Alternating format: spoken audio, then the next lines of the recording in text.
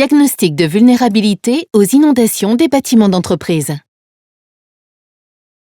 Le diagnostic de vulnérabilité aux inondations des bâtiments est une expertise technique d'un bâtiment et de son environnement afin de déterminer le cheminement de l'eau sur et sous la parcelle, les éléments qui peuvent être inondés, les impacts financiers, la durée d'indisponibilité du bâtiment en cas d'inondation ainsi que les délais pour résorber les dégâts, des solutions pour réduire ces impacts. Ces impacts peuvent être directs, dégradation du matériel ou du bâti, ou indirects, difficulté d'accès au bâtiment due aux perturbations des transports ou coupure d'électricité.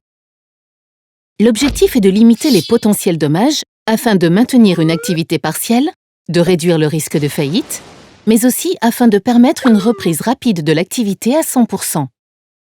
Le diagnostic de vulnérabilité est réalisé par un prestataire extérieur. Il comprend 3 étapes.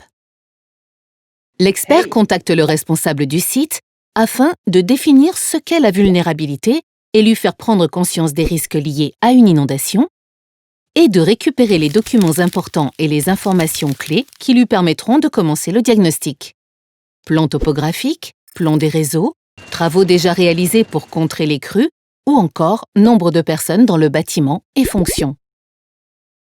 Après analyse des documents, l'expert vient faire une visite de terrain accompagné du responsable du site pour analyser l'environnement du bâtiment, nivellement du terrain et connexion au réseau souterrain par exemple, répertorier et photographier les entrées d'eau présents à l'extérieur du bâtiment et au sein de chaque salle du bâtiment, puis l'ensemble des éléments qui seraient touchés par une inondation, et débriefer la visite pour répondre aux questions du responsable du site et échanger avec lui sur les types de mesures qui peuvent être envisagées.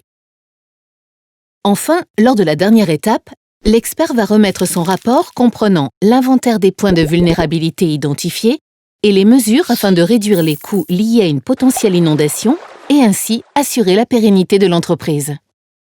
Ces mesures peuvent être structurelles, travaux pour obturer certaines entrées d'eau ou pose de sol plus résistants aux inondations, ou organisationnelles en assignant des missions avant, pendant et après la crue aux personnes présentes dans le bâtiment.